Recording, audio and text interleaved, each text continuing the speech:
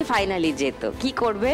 আমার এই মাশরুমটা ড্রাই করার কোনো ব্যবস্থা নেই, সেই জন্য সেটার অনেক রকমের মেশিন থাকে, সেইগুলো কিনা হবে। তাহলে তোমার কাজটা আরো বড় হবে, ব্যবসাটা আরেকটু আরো মেয়ে ওইখানে কাজ করতে পারবে।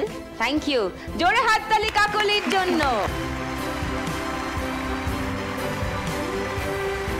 মৌসুমী কেমন আছো দিদি? আমি দারুণ, রকিং। তুমি একটু বলো তোমার কথা। আমি মৌসুমী মুখার্জি, আমার বাড়ি বোলপুর শান্তিনিকেতন, আমি থাকি এখানে টালিগঞ্জে, অভিনয়ের সূত্রেই থাকি। কোথায় অভিনয় করো? আমি আগে অনেক বেঙ্গলি মেগা সিরিয়াল টেলিভিশনে আচ্ছা করেছি, থিয়েটার করছি। হ্যাঁ হ্যাঁ। এখন কি করছো তুমি? এখন এই মুহূর্তে আমার রিসেন্ট সান বাংলাতে একটা কাজ চলছিল, কোন সে আলো স্বপ্ন নেই, যেটা হ্যাঁ ওটাতে অভিনয় করছো। হ্যাঁ ওটাতে ট্র্যাক চলছে, এই মুহূর্তে এখন বন্ধ রয়েছে। মৌসুমী যদি আজকে এখানে খেলাটা যেত আর 1 লাখ টাকা পাও, কি করবে? আমার ইচ্ছা আছে ক্যামেরা সেটআপ কেনা। আর ক্যামেরা পেলে নিজের ভিডিও শুট করে তারপর কি করবে? একদম সোশ্যাল মিডিয়া আপলোড করবে। হ্যাঁ সেগুলো থেকে প্লাস হচ্ছে আমার কিছু আরো ইচ্ছা আছে, সেগুলো পূরণ করতে পারবো, শর্ট ফিল্ম বানানোর এগুলো। নাইস, তো অ্যাক্টর টার্ন ডিরেক্টর, খুব ভালো খুব ভালো। বাস চেষ্টা করি। না না, স্বপ্ন তো দেখতে হবে, বড় স্বপ্ন দেখতে হবে, তবে তো আমরা এগোবো, তাই না? খুব ভালো লাগলো তোমার সাথে দেখা হয়েছে, আমি আরো এনার্জি পেয়ে গেছি। ওকে, থ্যাংক ইউ মৌসুমী, আজকে খেলা জমে যাবে মনে হচ্ছে।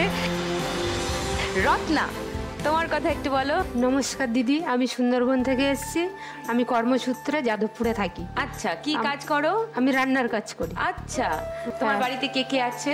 আমার হাজবেন্ড, 3টে বাচ্চা। আচ্ছা, হ্যাঁ, ওদের নিয়ে আমি দেশে থাকতাম। হ্যাঁ, তারপরে দেশে, হ্যাঁ সুন্দরবনে আমাদের লেখাপড়া তো সুবিধা নেই স্কুলগুলো, তার জন্য আমি কলকাতায় আসা। আচ্ছা, ওদের পড়াশোনা করানোর জন্য। আচ্ছা, প্রথমে একটা ছোট্ট কেয়ারটেকারেই এসে পাস থেকেছি, তারপরে একটু স্বাভাবিক হতে একটু একটা ভাড়া ঘরে রিসেন্টলি নিয়েছি।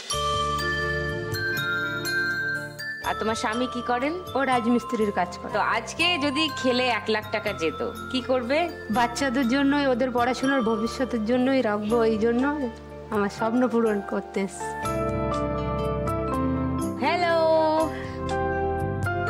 তোমার স্বপ্নও পূরণ হবে, নিশ্চয়ই হবে। যদি কোনো অন্যায় কাজ জ্ঞানত না করে যদি এগো, আস্তে আস্তে সব স্বপ্ন পূরণ হবে। দেখো, এবার একটু খেলাধুলা শুরু করি। একদম একদম শুরু করি। প্রথম রাউন্ড, নোট দিয়ে যাইছে না। নোট ছাপার মেশিন চলে এসছে। 3 মা লক্ষ্মী এমনি করে করে দেখছে, এই সেই মেশিন, এইখানেই নোট থাকে লুকানো, তাই না? মুখগুলো দেখে তাই মনে হচ্ছে, এইগুলো দেখে সাদা কাগজ মনে হচ্ছে, আদৌ সাদা কাগজ নয়, এগুলো